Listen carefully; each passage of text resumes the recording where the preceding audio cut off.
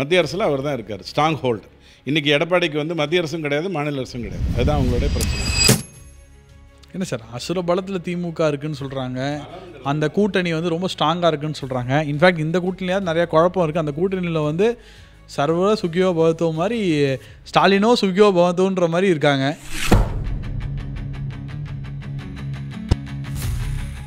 ஆனால் இதில் தோத்துட்டாருன்னு வச்சுக்கோங்க, 234 கம்யூனிஸ்ட், காங்கிரஸ், விஜய் அப்படின்னு ஒரு கூட்டணி அமைந்து எல்லா சீட்லேயும் தோற்று போயிட்டாருன்னு வச்சுக்கோங்க, அவருடைய அரசியல் எதிர்காலம் கேள்விக்குரியதாகிடும்.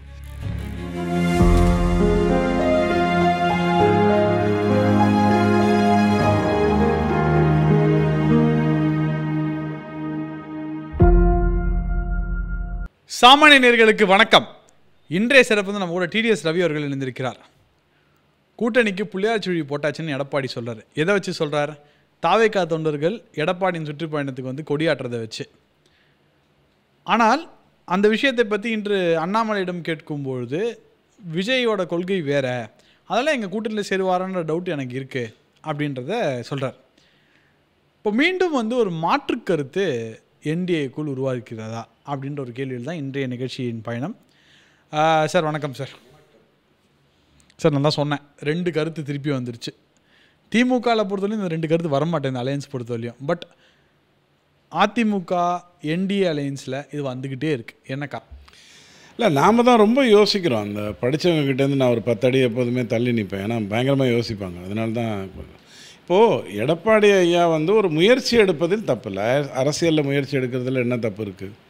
இப்போ தாவேக்காவுக்காகவும் அதிமுக கூட்டணி வேணும்னு கடந்த ஒரு 1.5 வருடமாக ஒர்க் பண்ணவங்க நிறைய பேர் இருக்காங்க. அவங்க வந்து இன்றைக்கி இந்த கரூரை ஒரு சூழ்நிலையாக பயன்படுத்திக்கிட்டு அவங்க வந்து தங்களுடைய இச்சையை, ஆசையை கொண்டு வரத்தான் செய்வாங்க. அவங்க ஒர்க் பண்ணதில் வந்து இந்த எண்டில் இருந்தும் ஒரு குரூப் இருக்கும், அந்த எண்டில் இருந்தும் ஒரு குரூப் இருக்கும். இதுதான் அடிப்படையாக நீங்கள் பார்க்க வேண்டியது. ஸோ இந்த எண்டு இருக்க குரூப் வந்து ஓகே அவ்வளோதான், இனிமேல் விஜய் முடிவு பண்ணிடுவாருங்கிற நம்பிக்கையில் அவங்க வந்து செயல்படலாம். அதில் எந்த தப்பும் இல்லை. அண்ணாமலை உங்களுக்கு சொன்னது தான் வந்து pointed answer, which Vijay also has told you. எனக்கு கொள்கை எதிரி. கொள்கை எதிரின்னதுக்கு அப்புறம் ஏதோ ஒரு சூழ்நிலை வந்ததுனால எப்படி சேர்ந்துருவாங்க? அந்த மாதிரி எந்த வாய்ப்புகளும் எனக்கு தெரிஞ்சு இல்லை, அரசியலில் இல்லை. ஒரு ஃபோன் கால் வந்து பெரிய பிரச்சனையை சிம்பிளாக முடிச்சு கொடுத்துரும். ஆனால் அந்த ஃபோன் கால் ராங் நம்பர் ஆகிடுதுன்னா எல்லாமே தப்பாகிடும். அப்படித்தான் இந்த விஜய் விஷயத்தில் போகப்போ. ஸோ விஜயை பொறுத்த எடப்பாடி பேசின ஃபோன் கால் ராங் நம்பர்ன்றீங்களா? இல்லை, நான் ஒரு யதார்த்தம் உங்களுக்கு சொல்கிறேன். அதாவது அவர் எடப்பாடி ஐயா எடுக்கிற முயற்சிங்கிறது வந்து மக்களை கவர்வது தானே. அவர் மீட்டிங்க்கு வர்றாரு, மக்களில் தாவேக்காவை சேர்ந்தவங்களும் இருக்கத்தானே செய்வாங்க. அதில் என்ன தப்பு இருக்குது? ஸோ அதை வைத்துக்கொண்டு எப்படி நீங்கள் முடிவு பண்ண முடியும்? இப்போ உதாரணத்துக்கு ஜெயலலிதா அம்மாவுடைய ஒரு மீட்டிங் போது பிஜேபியோட கூட்டணி இருக்காங்க, வைகோவோடையும் கூட்டணியில் இருக்காங்க. அப்போது வைகோன்னு கத்தும்போதோ அல்லது மோடின்னு கத்தும்போதோ அவங்க வந்து இதெல்லாம் இங்கே வேண்டாம் அப்படிங்கிற கருத்தை அவங்க எடுத்து வச்சாங்க. உடனே கூட்டணி முறிஞ்சிருச்சுன்னு அர்த்தமாக கிடையாது. இந்த இடத்துல இது வேண்டாம் அப்படிங்கிறது தான் அதில் இருக்கிற ஒரு விஷயம். ஸோ உடைத்தவர்கள் இருக்காங்க. 1.5 வருடமாக அதிமுக தாவேகா கூட்டணி வந்துடும்னு நம்பினவங்க இருக்காங்க. அவங்க என்ன வேணாலும் பண்ணலாம், கொடியசைக்கலாம், கொடியாட்டலாம், எது வேணாலும் பண்ணலாம். அதை முயற்சிக்கிறதோ அதை கவர்னம்னு நினைக்கிறதோ எடப்பாடி செய்கிற பெரிய தப்பு ஒன்றும் கிடையாது. ஆனால் அது பழுக்குமா? கலைஞர் கருணாநிதி ஐயா பாஷையில் சொல்லணும்னா தேன் வந்து பாலில் விழுமான்னு கேட்டால் எனக்கு தெரியல. அது விஜய் எடுக்க வேண்டிய முடிவில் இருக்குது. எப்போ நான் சொல்லுவேன், நான் உங்களுக்கு எல்லா விவாதத்துலையும் சொல்லியிருக்கேன், ஜனநாயகம் படம் வர வரைக்கும் அவர் எந்த முடிவும் எடுக்க மாட்டார். ஆனால் செந்தில் பாலாஜி கொஞ்சம் முன்னாடியே வந்து இல்லைங்க நான் உங்களுக்கு ஹெல்ப் பண்ணுறேன் அப்படின்னு சொல்லிட்டு அந்த ஹெல்ப்பை பண்ணி முடிச்சிட்டார்.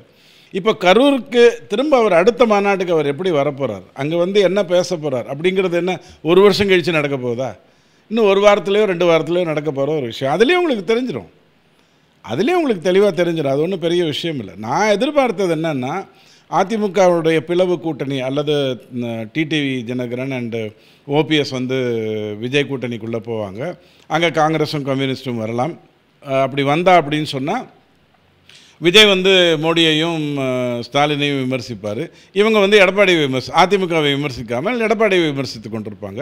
இது வந்து ஒரு தேர்தல் ஸ்ட்ராட்டஜியாக இருக்கும். அப்படி தான் நான் நினச்சேன். கரூரில் எல்லாமே மாற்றி முடிச்சிருச்சு. ஒரு 41 பேர் உயிருங்கிறது வந்து அப்படி ஒன்றும் போயிடாத, அதற்கான பலன்கள் இருக்கத்தானே செய்யும். அந்த வேலை தான் இப்போ நடந்துகிட்ருக்குன்னு நான் சொல்லுவேன். என்னை பொறுத்த வரைக்கும் இது உடனே என்டிஏவில் பிளவா அப்படின்னு கேட்டிங்கன்னா, என்டிஏவில் அமித்ஷா சொன்னதை ஞாபகம் வச்சுக்கோங்க, அதிமுக தலைமையில் கூட்டணி. ஸோ அதிமுக அவ்வளோதான். ஸோ அதிலிருந்து நீங்கள் எதுவுமே பேசுகிறதுக்கு ஒன்றும் இல்லை. தனியரசு மாதிரி எனக்கு பிஜேபியோட ஒன்றும் கூட்டணி இல்லை, அதிமுகவோட தான் கூட்டணின்னு விஜய் சொன்னால் கேட்டுக்கோங்க. பாமக ராமதாஸ் ஐயா வந்து எனக்கு அதிமுகவோட தான் கூட்டணி, அமித்ஷாவோட கூட்டணி இல்லைன்னா ஏற்றுக்கோங்க. 2014 அதை தான் அவர் பாமக ராமதாஸ் ஐயா பண்ணார். அவர் தருமபுரியில் மட்டும் கான்சென்ட்ரேட் பண்ணி கேம்பெயின் பண்ணிட்டு இருந்தார். வேறு எந்த இடத்துக்கும் அவர் வரலை. கூட்டணியில் பிஜேபி, விஜயகாந்த் எல்லோரும் இருக்காங்க. ஆனால் அவர் எந்த இடத்துக்கும் வரல. அதெல்லாம் நீங்கள் பார்த்துருக்கீங்க. ஸோ அரசியலில் வந்து காத்திருத்தல் எந்த தப்பும் கிடையாது, அதில் ஆசைப்படுவதில் எந்த தப்பும் கிடையாது. இது ரெண்டுத்துக்குமான வித்தியாசம். காத்திருக்க வேண்டாம்னு முடிவு பண்ணுறது அண்ணாமலையை பொறுத்த வரைக்கும். ஏன்னா உங்களுக்கு ஒன்று புரிஞ்சுக்கோங்க, கிட்டத்தட்ட 18 மாநிலங்களில் ஆட்சி செய்யக்கூடிய ஒரு கட்சி இவ்வளோக்கு தான் அந்த இடத்துக்குள்ளே வர முடியும். அதுக்கு மேலே இறங்கி வர முடியாது. உதாரணத்துக்கு நான் சொல்கிறேன், இப்போ பீகார் தேர்தல் எடுத்துக்கிட்டிங்கன்னா நிதிஷ் தொடர்ந்து தோத்துட்டு வர்றார். அவருடைய சீட்டு குறைஞ்சிட்டு வருது. இருந்தாலும் கூட்டணிக்குன்னு வரும்போது சீட்டை 2ஆக பிரித்து தானே கொடுத்துக்கிறாங்க. இல்லைங்க நீங்கள் போன முறை ரொம்ப மோசமாக தோத்துட்டீங்க, பேசாமல் நீங்கள் ஒரு 50 சீட்டில் நில்லுங்கன்னு சொல்லுவோமா? அது அப்படி வராது. அந்த இடத்துல போராடி ஜெயிக்கிறதுக்கு தான் முயற்சி பண்ணுவாங்க. ஸோ அப்படி தான் நீங்கள் அதை பார்க்கணும். சார், இப்போ 2 ப்ராபபிலிட்டி இருக்குது. விஜய் சேர்ந்தால், விஜய் சேராமல் விட்டால் எடப்பாடி அவர்கள் டெஸ்பரேட்டாக இருக்கார். ரொம்ப சந்தோஷமாக இருக்குது. ஒரு லீடர் டெஸ்பரேட்டாக இருக்கிறது ரொம்ப முக்கியன்றதை நான் எப்போவுமே கருதுவேன். இப்போ சேர்ந்தால் என்ன தாக்கம் இருக்கும், சேராட்டால் என்ன தாக்கம்? இல்லை, நீங்கள் இல்லைனாலும் ஒன்று யோசிச்சு பாருங்கள். நான் ஏற்கனவே இதை வந்து உங்ககிட்ட பேசும்போது சொல்லியிருக்கேன். 18% பிஜேபி, 20% அதிமுகங்கிறது கடந்த ரிசல்ட்டை நீங்கள் பார்த்தது. கிட்டத்தட்ட 15 கூட்டணி இப்போ 15 இல்லை யாருமே இல்லையே, யாருமே இல்லாத நிலையிலேயே நீங்கள் 18 + 20 பார்த்தீங்க. அப்படி தான் எடுத்துக்கணும். அது கிட்டத்தட்ட 15 மாவட்டங்களில் அப்படி தான் நடந்ததுங்கிறத நீங்கள் பார்க்குறீங்க. நாத்தாக்கா வந்தாலே வெற்றி 8%, விஜய் வந்தால் 100% வெற்றி. அப்படி தான் நீங்கள் அந்த காம்பினேஷனை புள்ளிகள் போட்டது வந்து பிஜேபியும் அதிமுகவும் தான். அந்த புள்ளிகள் வந்து சேர்றதுங்கிறது வந்து நாத்தாக்காவாக இருந்தால் 8% சேரும், விஜயா இருந்தால் எத்தனை % சேரும்னு தெரியாது. அவ்வளோதான் டிஃப்ரென்ஸ். ஆனால் வெற்றி உறுதி. இவங்க 2 பேர் தனியாக நின்றாலே வெற்றி உறுதி. அதில் எந்த மாற்று கருத்தும் கிடையாது. விஜய்க்குன்னு மிகப்பெரிய ஆடியன்ஸ் இருக்காங்க. பார்த்தா நாம் தமிழரும் டிவிக்காவும் இல்லைனாலும் வெற்றி உறுதி, வந்தாலும் வெற்றி உறுதின்னா விஜய் தனியாக நிற்கிறாருன்னு வச்சுக்கோங்க, ஆட்டோமேட்டிக்காக காங்கிரஸும் கம்யூனிஸ்ட்டும் விஜய் கிட்ட வருவதற்கு நல்ல சாத்தியங்கள் இருக்கு. ஒரு பிரச்சனை தான் அவங்களுக்கு. ஸோ அதில் வந்து ஆட்டோமேட்டிக்காக அவங்க வந்து இவர் தனியாக நிற்க போகிறாரு, விஜய் என்ன தனியாக நிற்க போகிறாரு. கண்டிப்பாக அவருடைய கூட்டணியில் சீட்டு வருதுன்னு தெரிஞ்சால் கம்யூனிஸ்ட் தன்னுடைய நகர்வுகளை செய்யத்தான் செய்வாங்க. அவங்களுக்கு என்ன இருக்குது, விட்டா மலை போனால் ஹேர், அவ்வளோதானே வித்தியாசம், வேறு ஒன்றும் கவலை இல்லையே, செய்யத்தான் செய்வாங்க. அவங்களுக்கு இருக்கிறது இன்றைக்கி இந்தியாவில் 6 சீட்டு தான். அவங்க தமிழ்நாட்டில் இந்த ரிஸ்க் இருக்கிறதுனால அகலப்பாதத்தில் போய் விழுந்துருவாங்களா? அப்போ ஆட்டோமேட்டிக்காக ஒரு கூட்டணி விஜய்கிட்டேருந்து வரும். அந்த வாக்குகள் எங்கேருந்து வருது? திமுக கூட்டணி வாக்குகள் தானே விஜய்கிட்ட வருது. அதிமுகவுக்கும் பிஜேபிக்கும் அதனால் என்ன நஷ்டம்? ஸோ 15 மாவட்டங்கள் உறுதி × 6, அதாவது 90 சீட்டு வரைக்கும் உறுதி. அதற்கு மேலே என்ன வரப்போகுதுங்கிறதுக்கு தான் நீங்கள் இந்த காம்பினேஷன்லாம் பேசுகிறீங்க. அது பிரிந்திருந்தாலும் அதிமுக பிஜேபிக்கு வரும், இணைந்திருந்தால் உறுதியாக வரும். அவ்வளோதான் வித்தியாசம். ஸோ திமுக தோற்பது என்பது உறுதி. அது வந்து நான் வந்து விஜய் எதை நினச்சி சொன்னாரோ தெரியாது.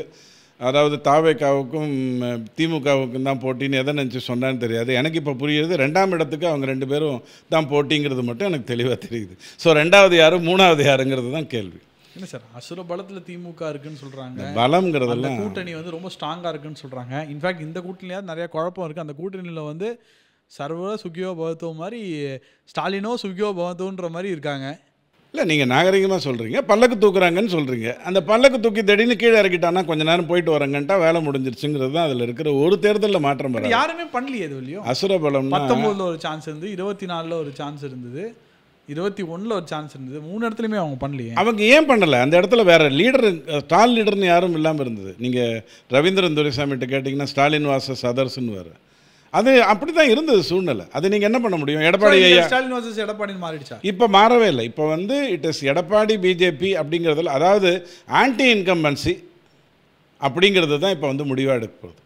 அந்த ஆன்டி இன்கம்பன்சி ஃபார் எக்ஸாம்பிள் 2016 நம்ம கிட்டத்தட்ட இந்த எலெக்ஷன் 2016 ஒரே மாதிரி இருக்க மாதிரி நான் ஃபீல் பண்ணுறேன் பர்சனலாக. 2016 ஜெயலலிதா அம்மா திருப்பி வராங்க. அவங்க என்ன பண்ணுறாங்க, பாமகவையும் தனியாக ப்ளேஸ் பண்ணுறாங்க, மக்கள் நல கூட்டணியும் வந்து ஒன்று ப்ளேஸ் பண்ணுறாங்க. அது வந்து ஆன்டி இன்கம்பன்சி ஓட்டு இது பண்ணும்போது திமுகவுக்கு அந்த வாக்கு வராமல் பண்ணும்போது என்ன ஆகுதுன்னா ஜெயலலிதா அம்மா திருப்பி ஆட்சிக்கு வந்துடுறாங்க. பட் ஆனால் ஜஸ்ட் மிஸ்ல தான் வராங்க, அதை நம்ம ஒத்துக்கலாம். ஸோ இப்போ ஆன்டி இன்கம்பன்சி எப்படி வந்து அதிமுக பாஜக கூட்டணி வருதுன்னு தான் நம்ம சொல்ல முடியும்? அதிமுக ஆட்சியில் இருந்தால் தான் ஆன்டி இன்கம்பன்சிங்கிற வாதமே தமிழ்நாட்டில் வரும். திமுக ஆட்சியில் இருந்ததுன்னா, தமிழ்நாட்டை பொறுத்த வரைக்கும் திமுக வேண்டாம் வேண்டும் அப்படின்னு டிசைட் பண்ணுறவங்களை கணக்கில் எடுத்துக்கிட்டிங்கன்னா 30:70. திமுக வேண்டாம், வேறு வழியில் வந்துட்டாங்க. இதை சொல்கிறது எத்தனை பேர்? 70%. வர வச்சது எத்தனை பேர்? 30%. இவ்வளவு தான் திமுகவை பொறுத்த வரைக்கும். அங்கே இன்கம்பன்சிக்கு வேலையில் அவங்க என்றைக்கு வாழ்க்கையில் வந்து 5 வருடம் ஒரு நாள் தேர்தலில் ஜெயிச்சிருக்காங்க? சட்டசபையை பொறுத்த வரைக்கும் வாய்ப்பே கிடையாது. பாலிடிக்ஸில் அசுரபலம்னு ஒன்று கிடையவே கிடையாது. அசுரபலம்னு ஒருத்தருக்கு இருந்ததுன்னா அது எனக்கு தெரிஞ்சு ஜெயலலிதா அம்மாவுக்கு தான். 2014 தனியாக நின்ற போதும் சரி, 2016 தனியாக நின்ற போதும் சரி, அவங்க ஸ்ட்ராட்டஜிங்கிறது வந்து அவ்வளோ கிளியராக வெளில வந்தது. தட் வாஸ் அசுரபலம். அந்த அசுரபலத்துக்கு துஷ்டபலம் தான் இவங்களுடைய health. And it went everything wrong அப்படிங்கிறது. அசுரபலம்னு இப்போ இதில் எதுவுமே கிடையாது. உதாரணத்துக்காக சொல்கிறேன், பீகாரில் வந்து 2010 தேர்தலில் வந்து மிகப்பெரிய வெற்றியை பெறுறாங்க பிஜேபி. 15 அது வந்து கொஞ்சம் குறையுது, 20 அது வந்து குறையுது. இன்றைக்கி நீங்கள் யார் வெற்றி பெறுவாங்கன்னு கேட்டால் பிஜேபி நிதிஷ்குமார்னு சொல்வதற்கு நிறைய வாய்ப்புகள் இருக்குது. அன்றைக்கி ஓவைசி தப்பு பண்ணார், இன்றைக்கி ப்ராபப்ளி பிரசாந்த் கிஷோர் தப்பு பண்ணுவார் அப்படிங்கிற மாதிரி நீங்கள் முடிவு எடுத்துக்கலாம். இப்படி தான் அது நடக்கும். ஸ்ட்ராட்டஜி தான் அது. நீங்கள் இது வந்து செஸ் விளையாட்டோ கேரம் விளையாட்டோ இல்லை, ரெண்டும் சேர்ந்தது தான். That is why I strongly feel Vijay எடுக்கக்கூடிய முடிவு ஒரு முக்கிய முடிவாக இருக்கும். ஆனால் அவர் எப்போ எடுக்க போகிறாருன்னு கேட்டால் இன்னும் 2 வாரத்தில் எடுக்கிறதுக்கு வாய்ப்பு இருக்குது. 2 வாரத்தில் எடுத்துருவார். ஏன்னா அடுத்த மாநாட்டில் அவர் வந்து அடுத்த கூட்டத்தில் அவர் பேசித்தானே ஆகணும். அடுத்த கூட்டத்தில் அவர் பேசித்தானே ஆகணும். என்ன பேச போகிறாரு? திமுகவை எதிர்த்து பேச போகிறாரு. அதோட நிறுத்திப்பாரா? அதிமுகவை எதிர்த்தோ அல்லது பிஜேபியை எதிர்த்தோ அவர் பேசினார்னா நீங்கள் கேட்ட கேள்வி அர்த்தமற்று போயிடும். சரி, இப்போ விஜய் வந்து கூட்டணிக்கு வரதும் முடிவு பண்ணிட்டாருன்னா, இப்போ ஒருத்தர் கொள்கை எதிரின்ட்டாரு, இன்னொருத்தர் வந்து அடிமைன்ட்டாரு. இப்போ எப்படி அதை மாற்றுவார்? 2 விஷயந்தான். அடிமைங்கிற வார்த்தையை நீங்கள் எப்படி வேணாலும் இதில் அரசியலில் பயன்படுத்திக்கலாம். சார் சங்கிலி அவுத்த உடனே அவர் நிமிந்துட்டார் சார்ன்ட்டா வேலை முடிஞ்சிருச்சு. அவன் என்ன கூணன்னா வாடுறான், அப்படியெல்லாம் ஒன்றும் கிடையாது தேர்தலை பொறுத்த வரைக்கும். ஆனால் அடிப்படை என்னென்னா, எனக்கு இந்த அரசியல் எதிரிங்கிறதே எனக்கு புரியலை. ஏன்னா அதில் நிரந்தர பகைவரும் கிடையாது, நிரந்தர உறவும் கிடையாதுங்கிற கதையெல்லாம் பின்னாடியே வரும். அது டிஸ்க்ளைமரோடையே வரக்கூடிய ஒரு வாதம் அதுதான். கொள்கை எதிரி வேணால் நியாயமாக நின்றுரும், அது வேறு விஷயம். நீங்கள் ஒரு விதத்தில் யோசிச்சு பாருங்கள். இப்போ விஜய் வந்து கூட்டணிக்கு வரணும்னு முடிவு பண்ணுறாருன்னா எடப்பாடி கையில் தான் இருக்குது. நீங்கள் ஒரு உதாரணம் சொன்னீங்க, 2016 ஜெயலலிதா அம்மா என்ன பண்ணாங்கங்கிறது. நான் ஏற்கனவே உங்களுக்கு ஒரு பேட்டியில் சொன்னேன். 2006 கலைஞர் என்ன பண்ணாருங்கிறத யோசிச்சு பாருங்கள். 98 தோற்று போகிறாரு, 96 அசுர வெற்றி, 98 தோற்று போகிறாரு, 99 ஜெயிக்கிறார், 2001 தோற்று போகிறார், 2004 மண்ணை கவர்றாரு. ஆனால் மத்திய அரசில் அவர் தான் இருக்கார். மத்திய அரசில் அவர் தான் இருக்கார், ஸ்ட்ராங் ஹோல்டு. இன்றைக்கி எடப்பாடிக்கு வந்து மத்திய அரசும் கிடையாது, மாநில அரசும் கிடையாது. அதுதான் அவங்களுடைய பிரச்சனை. ஆனால் அன்றைக்கி கலைஞர் ஐயாவுக்கு வந்து மத்திய அரசுங்கிறது ஒன்று இருந்ததா? அப்புறம் ஏன் 2006 128 சீட்டோடு நிறுத்தினார்? ஈ கூட கண்டஸ்டட் 190 சீட்ஸ் கண்டெஸ்ட் பண்ணியிருக்க முடியுமே. ரிஸ்க்கே எடுக்க மாட்டாங்க. திமுக பொறுத்த வரைக்கும் பல்லக்கு தூக்கியில் ஒரு ஆள் குறைஞ்சா குச்சி வச்சு பார்த்துக்கலாங்கிற கதையே கிடையாது. இல்லைங்கண்ணா தோல் வந்தால் தான் கரெக்டாக இருக்கும்னான்னு சொல்லி எப்படியா சேர்த்துருவாங்க. 2006 130 சீட்டு தான் அவர் இருந்தார். இன்றைக்கி எடப்பாடி ஹஸ் டு டிசைட், நான் 130 சீட்டில் நிற்க போகிறேன்னா. பட் விஜய் உள்ளே கொண்டு வராருன்னா அதான முடிவு எடுத்திருக்காரு. அது வந்து அவர் தானே முடிவு எடுக்கணும். விஜய் கூப்பிட்டதுனால பார்த்தா அதுதானே முடிவாக இருக்கும். விஜயை கூப்பிட்டதுக்கும் விஜய் கொடியை பறக்க விட்டதுக்கும் விஜய் தொண்டர்களை வைத்துக்கொண்டு ப்ரெஷர் கொடுக்கறதுக்கும் நிறைய வித்தியாசம் இருக்குது. உங்களுக்கு பச்சை கலர் பிடிக்கும்னா உங்களை திட்டணும், உங்களை அடித்து கொள்ளணும்னு நினச்சா கூட நான் பச்சை கலர் செட்டில் வரலாம், அலிபி கிரியேட் பண்ணுறதுக்காக. ரொம்ப சிம்பிள். ஸோ அதுதான் அவர் பண்ணியிருக்காரு. ஆனால் இப்போ வந்து உதாரணத்துக்கு பாமக 30 சீட்டு கம்மியாக வருமா? பிஜேபி 30 சீட்டை ஒத்துக்கிட்டு கூட திமுக அடித்தா போகிறோம், தமிழ்நாட்டை பொறுத்த வரைக்கும் காப்பாற்றப்பட வேண்டும்ங்கிற எண்ணத்தில் 30 சீட்டு கூட ஒத்துக்கும். பாமக வந்து 25 30 சீட்டு, இவர் 130 சீட்டில் நிற்கிறாரு. யார்? எடப்பாடி. ஒரு உதாரணத்துக்காக சொல்கிறேன். இப்போது விஜய் அடுத்த முடிவு எடுக்கணும், நான் 30 சீட்டோடு நிறுத்திக்கிறேன். ஸோ 2 டெசிஷனில் தான் இருக்குது. நான் எத்தனை சீட்டில் நிற்க போகிறேன்னு விஜய் முடிவு பண்ணணும், நான் எத்தனை சீட்டுக்கு என்னை குறைச்சிக்கிறேன்னு எடப்பாடி ஐயா முடிவு எடுக்கணும். எல்லாரும் முடிவு எடுக்கணும். இந்த 2 பேர் தான் முக்கியமாக. மற்ற 2 பேரை பொறுத்த வரைக்கும் கவலை கிடையாது. ஏன்னா ராமதாஸ் ஐயாவே 40 கேட்டவர் 30க்கு ஓகேன்ட்டார். இப்போ தானே சமீபத்தில் சொன்னார். ஸோ அதனோட மேட்டர் முடிஞ்சிருச்சு. இப்போ கேள்வி என்னென்னா, விஜய் வந்து எனக்கு 30 சீட்டு போருங்க, எனக்கு வயசு இருக்குதுன்னு எனக்கு புரிஞ்சிருச்சு, இவ்வளோ பெரிய கொடூரம் செய்கிற அளவுக்கு இவங்களுக்கு துணிவு இருக்குன்னா நான் இன்னும் கொஞ்சம் காலம் ஆகணும் அப்படிங்கிறத அவர் புரிஞ்சுக்கிறாரு. புரிஞ்சுக்கிட்டாருன்னா இந்த துணை முதலமைச்சர் அந்த கதையெல்லாம் இருக்காது. அழகாக நான் வந்து ஆட்சிக்கு சப்போர்ட் பண்ணுறேன், கூட்டணியில் இருக்கேன், நான் வந்து கூடவே இருந்துக்கிறேன், அல்லது ப்ராபப்ளி எதிர்கட்சியாக இருக்கிறதுக்கு வாய்ப்பு இருக்குது. உதாரணத்துக்கு அதிமுக 114 தாண்டிடுச்சுன்னா எதிர்கட்சியாக யார் வர முடியும்? 30க்கு 30 வெற்றி பெற்றால் விஜய் வர முடியும், இல்லைனா பிஜேபி வர முடியும், இல்லைனா இவர் பாமக வர முடியும். இவ்வளவு தானே. ஸோ எதிர்கட்சிக்காக வர்றேன் முடிவு பண்ணலாம். 2011 அதுதான் நடந்தது. அதுக்கப்புறம் தானே விஜயகாந்த் தப்பு பண்ணார். உன்னை விட நான் பெரிய ஆள்னு காட்ட போய் தானே பெரிய தப்புலாம் வந்தது. இவர் காட்டவே வேண்டாம், அடுத்த தேர்தலில் வெளில வந்துடலாம். வெளில வந்துட்டு இந்த ஆட்சியில் ஏதோ ஒரு குறைய சொல்லிவிட்டு மேட்டரை முடிச்சுட்டு வெளில வந்துக்கலாம். Yes got all the time. ஆனால் இதில் தோத்துட்டாருன்னு வச்சுக்கோங்க, 234 கம்யூனிஸ்ட், காங்கிரஸ், விஜய் அப்படின்னு ஒரு கூட்டணி அமைந்து எல்லா சீட்லேயும் தோற்று போயிட்டாருன்னு வச்சுக்கோங்க, அவருடைய அரசியல் எதிர்காலம் கேள்விக்குரியதாகிடும். ஸோ 2 பேர் முடிவெடுக்கணும். எடப்பாடி ஐயா பை கிவிங் இட்டு, விஜய் பை டேக்கிங் இட்டு. இந்த கிவ் அண்ட் டேக் தான் இங்கே ஒர்க் அவுட் ஆகும். முந்தாநேத்தி அவர்கள் மு க ஸ்டாலின் அவர்கள் வந்து ராமநாதபுரத்தில் வந்து காசாவுக்காக ஒரு தீர்மானம் பண்ணார். அதாவது காசான்றது உங்களுக்கு தெரியும், அந்த இன்டர்நேஷ்னல் வார், அதுக்காக தீர்மானம் பண்ணார். அப்போது மக்கள் ஒரு கேள்வி கேட்குறாங்க, வேங்கை வயலுக்கு எதுவும் பண்ண மாதிரி தெரியல. மக்கள் உஷாராக கேட்குறாங்க, கள்ளக்குறிச்சிக்கு எதுவும் பண்ணதான் தெரியல, இப்போ காசாக்கு எதுக்கு பண்ணணும், சொன்ன நிறைவேற்ற வாக்குறுதிகள்லாம் என்ன அப்படின்னு கேள்வி மக்களை கேட்க ஆரம்பிச்சாங்க. இது எப்படி பார்க்குறீங்க சார்? இல்லை, நீங்கள் திமுகவை பற்றி புரிந்து கொள்ள வேண்டும்னா ரொம்ப சிம்பிளாக நான் ஒரு உதாரணம் சொல்கிறேன். இலங்கையில் ஒரு பெரிய பிரச்சனை வருதுன்னு உடனே ஒரு நாள் உண்ணாவிரதமா? இல்லை 18 பேரோ 20 பேரோ எம்பி பதவியை ராஜினாமா பண்ணிட்டு கலைஞர்கிட்ட கொண்டு வந்து ராஜினாமா லெட்டர் கொடுத்துட்டாங்க. அவருக்கு அதை வச்சுட்டு என்ன பண்ணுறதுன்னு தெரியல. ஏன்னா அவர்கிட்ட வந்து ரெசிக்னேஷன் கொடுத்தீங்க, மன்மோகன் சீட்டு தான் ஏன் கொடுக்கணும்? ஆமாம், நீங்கள் கொடுத்தா ஸ்பீக்கர்கிட்ட தான் கொடுத்துருக்கணும், எங்கிட்ட கொண்டு வந்து கொடுத்துருக்குறேன் அப்படின்னு சொல்லிட்டு மண்டை காஞ்சிட்டு. ஸோ இந்த காமெடியெல்லாம் திமுக பண்ணுவாங்க. ஸோ இப்போ நாம் வந்து என்ன பண்ணணும்னா இந்த விஷயத்தில், இப்போ நம்ம பெரிய அறிஞர்கள்லாம் இருக்காங்க இல்லையா, இப்போ ஒரு பிரகாஷ்ராஜ் மாதிரி பேரறிஞர், அம்பேத்கர் விருது பெற்றவர் அவர்லாம் இருக்கார், நம்ம ஈமு நண்பர் சத்யராஜெல்லாம் இருக்கார்.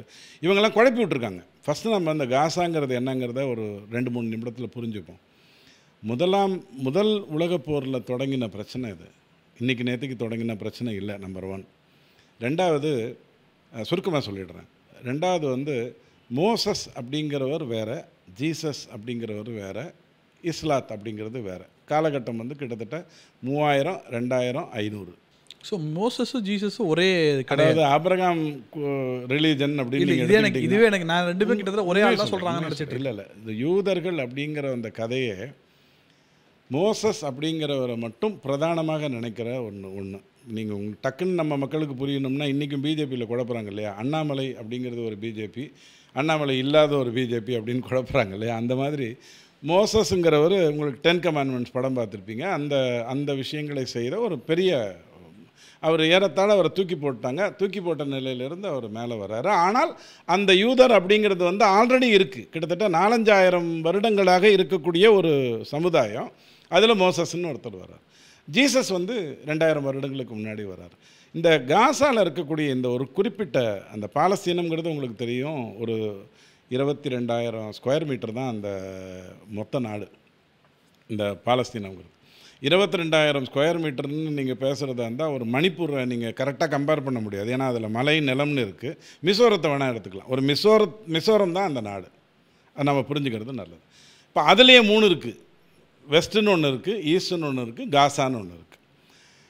இது இயல்பாகவே ரொம்ப வருடங்களாக இந்த இஸ்ரேல் காசாவை வந்து கண்ட்ரோல் பண்ண நினைக்குது. காசாவுக்கு வேறு வழி கிடையாது. இந்த பக்கம் தண்ணி, அந்த பக்கம் யூரோப்பு, இந்த பக்கம் இஸ்ரேல். யூரோப்பு கதவை மூடிட்டான். இவனுக்கு இஸ்ரேலோட போராட தவிர வேறு வழியே கிடையாது. அவங்கக்குள்ளே சண்டை போட்டுக்கிறது எல்லாமே பங்காளி சண்டை தான், ஒரு இடத்துக்கான சண்டை. அப்படி தான் நீங்கள் புரிஞ்சுக்கணும். இதில் மதமோ குலமோ வரல, குழப்பிக்கும் ஒன்றுக்கு ஒன்று. கிறிஸ்டியனுக்கும் இப்போ நீங்களே கேட்டிங்க இல்லையா, இப்போது ஜீசஸை வந்து கடவுளாக பார்க்கறதுங்கிறது வேறு, ஜீசஸை வந்து தேவதூதராக பார்க்குறதுங்கிறது வேறு, ஒரு ப்ராஃபட்டாக பார்க்குறதுங்கிறது வேறு. இதெல்லாம் நிறைய விஷயங்கள் அதில் இருக்குது. இப்போ சப்ஜெக்ட்டுக்கு வந்துடுவோம். சம்பந்தமே இல்லாமல் இந்த பாலஸ்தீனத்துக்குள்ளே இந்த ஆமாஸ் தீவிரவாதம்ங்கிறது ஒன்று வந்துட்டு இருந்தது. இவங்கெல்லாம் கிட்டத்தட்ட ஒரு 5 வருடத்துக்கு முன்னாடி திட்டமிடுவாங்க.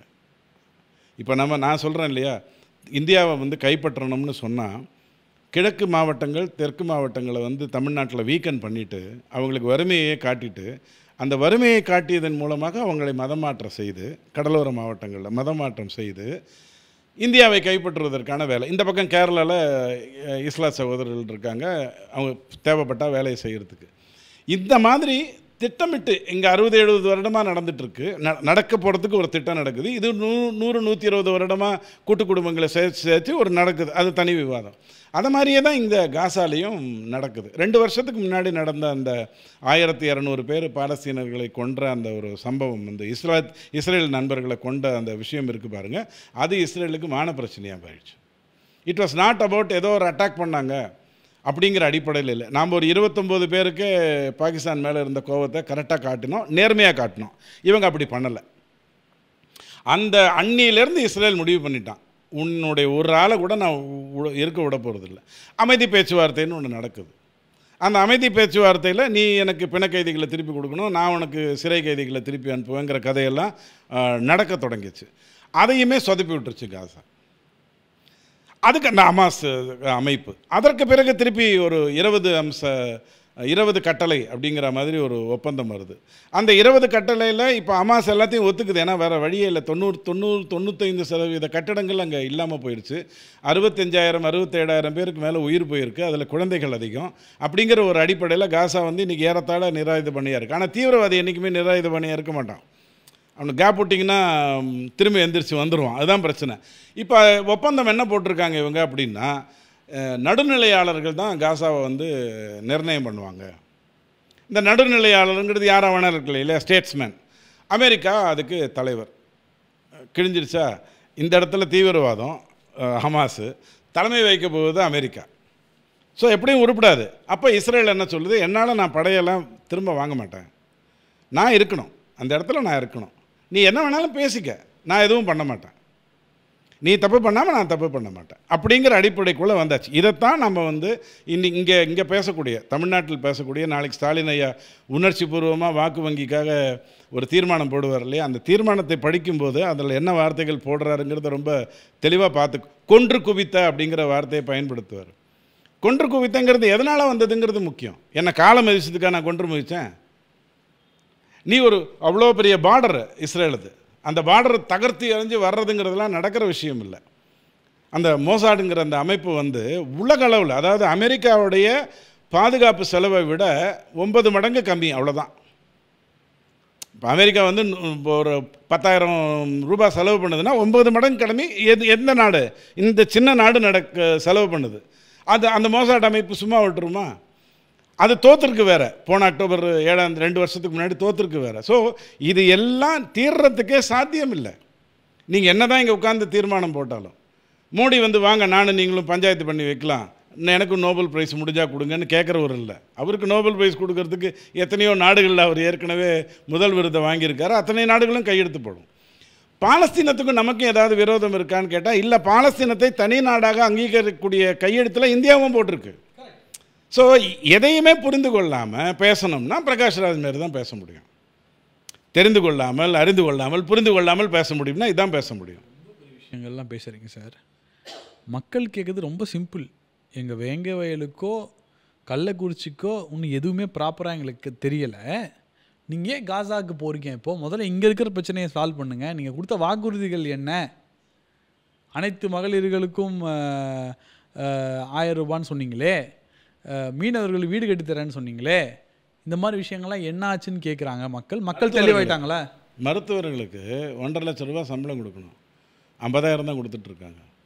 அதெல்லாம் நடந்துகிட்ருக்கிற ஒரு விஷயம். நீங்கள் 8 வழி சாலைக்கு அவியல் பண்ணும்போது என்ன பேசினார், இன்றைக்கி அரசு குவியல் பண்ணும்போது என்ன பேசுகிறாருங்கிறத நீங்கள் பார்த்தீங்கனாலே அவங்களுடைய தமிழ் மக்கள் கேட்குறாங்க. கேட்டு பிரயோஜனம் இல்லை. காரணம் என்னென்னா இவங்க முரண்படுவதுங்கிறது. அதாவது உங்களுக்கு அந்த டெசோ கதையெல்லாம் நான் சொல்ல ஆரம்பித்தேன்னு வச்சுக்கோங்களேன், ரொம்ப அதாவது சோயா நிறைய பேசியிருக்காரு அதில். அதெல்லாம் சொல்ல ஆரம்பித்தா திமுகவுடைய காமெடிக்கு ஒரு அளவே இருக்காது. இந்த விஷயத்தில் அவங்க ஏன் வேங்கை வயலுக்கு போகலைங்கிறத யார் முதல்ல கேட்கணும்? விடுதலை சிறுத்தைகள் தானே கேட்கணும். கேட்டாங்க. அப்புறம் இப்போது சிஏஜி ஊழல் அப்படின்ற ஒரு குற்றச்சாட்டு உங்ககிட்ட சொன்னாங்களா இல்லையா 1.5 வருஷத்துக்கு முன்னாடி? சிஏஜி ஊழலில் பேசப்பட்டது துவாரகா பற்றி தானே. துவாரகாவுடைய சீஃப் மினிஸ்டர் யார்? கெஜ்ரிவால் தானே. அப்போ கெஜ்ரிவால் சொன்னாரா இந்த இடத்துல ஊழல் பண்ணாங்கன்னு? அவர் இந்தி கூட்டணியில் தானே இருந்தார் அப்போது. ஸோ இவங்க காமெடிக்கு ஒரு அளவே இருக்காது. சம்மந்தப்பட்டவனே வாயை மூட்டு உட்காந்துருப்பான், இவங்க உட்காந்து பயங்கரமாக பேசுவாங்க. ஸோ திமுக ஒரு தீர்மானம் போடுறதுங்கிறது எதுக்காக? வாஷிங்டன் போஸ்ட்டுக்கு மற்றவங்களுக்கெல்லாம் தகவல் கொடுக்கறதுக்காக. இன்றைக்கி அதைத்தான் இவங்களால் பண்ண முடியாமல் போகுது. ஏன்னா இங்கே ஆட்டம் காணுது. விஜய்ங்கிறது ஒரு ஆட்டம் காண வைக்குது. தேர்தலில் அதிமுகவும் பிஜேபியும் சேர்ந்தது ஒரு பெரிய ஆட்டம் காண வைக்குது. திமுக தன்னுடைய ஒழுங்கான விளையாட்டு இருக்கு இல்லையா, 3 சீட்டு, அதை விளையாட முடியல. அதுதான் அதில் இருக்கிற பிரச்சனை. ஸோ நம்ம ஒரு விஷயத்தை பற்றி பேசும்போது யார் எதிர்த்தாலும் சரி ஆதரித்தாலும் சரி அதனுடைய மூலம் என்னன்னு தெரியாமல் நம்ம வந்து அதை பற்றி பேசக்கூடாதுங்கிறத தான் இந்த சேனல் மூலமாக நம்ம பார்க்கக்கூடிய நண்பர்களுக்கு எடுத்து சொல்ல முடியும். இவர் கேட்டார், அவர் பேசிட்டார் அப்படின்னு உடனே வந்துடாதீங்க. அது என்னன்னு பாருங்கள். திமுக ஒரு இடத்துல வெளிச்சம் போடுகிறது என்று சொன்னால் நீங்கள் இருட்டுக்கு போங்க, அங்கே தான் எதையோ மறைச்சிக்கிட்டு இருக்குன்னு அர்த்தம். நீங்கள் வெளிச்சத்துக்கு வந்தீங்கன்னா 5 பைசாக்கு பிரயோஜனம் இருக்காது. நீங்கள் ஏமாறுவதற்கானவே சில விஷயங்களை போட்டு வச்சுட்டு தான் லைட்டை காட்டுவானுங்க, பின்னாடி போகணும் அப்படிங்கிறது தான் நான் தொடர்ந்து சொல்வேன். ஸோ அடிப்படையில் உலகத்தில் நடக்கிற 2-3 போர்களை உங்களால் நிறுத்தவே முடியாது. இப்போ உக்ரைனிலும் ரஷ்யாவில் இந்த பிரச்சனை ஏன் வரல? ஏன்னா அங்கே மதம் விளையாடலை, அங்கே விளையாடுறது வேற வெறி, நிலத்தை கையெடுத்து படுத்தணுங்கிற அந்த வெறி தான் உங்கள்கிட்ட விளையாடுது. அப்போ ஆயமூட்டிட்டு உட்காந்துருக்காங்க, மீனம்பாக்கத்தில் போய் கூட்டிகிட்டு வந்துடுறாங்க. இவ்வளோ தான் அவங்களால பண்ண முடியும். மீனவர்களை பிரச்சனையே எடுத்துக்கோங்க, ஸ்ரீலங்கா மீனவர்கள் பிரச்சனையே எடுத்துக்கோங்க. ஏன் வாயை திறக்க முடியல? ஒருத்தனையும் சாவடிக்கல, அதுக்கு முன்னாடி தொடர்ந்து செத்துக்கிட்டு இருந்தாங்க. மணிப்பூரில் மட்டும் உங்களுக்கு ஒரு வீடியோவை காட்டி ஏமாற்றிட்டாங்க. ஆனால் கடந்த 9 வருடங்களாக அங்கே நடந்துட்டு இருக்கிற சாவும் அதற்கு முன்னாடி 15-20 வருடங்களாக நடந்த சாவும் கணக்கு உங்களுக்கு எனக்கு நேரம் இருக்குது, உட்காந்து போட்டுட்டு இருப்போம். கேட்குறவனுக்கு நேரமும் இல்லை, ஒன்றுமும் இல்லை, அவன் மட்டும் கதை பேசிட்டு போயிட்டே இருப்பான். இந்த விழிப்புணர்வை தான் நம்ம ஏற்படுத்த ஆரம்பிக்கணும். அதுக்கு நிறைய விஷயங்கள் இந்த நிகழ்ச்சியில் பேசினேன் சார். நேரத்துக்கு ரொம்ப நன்றி. Thank you very much.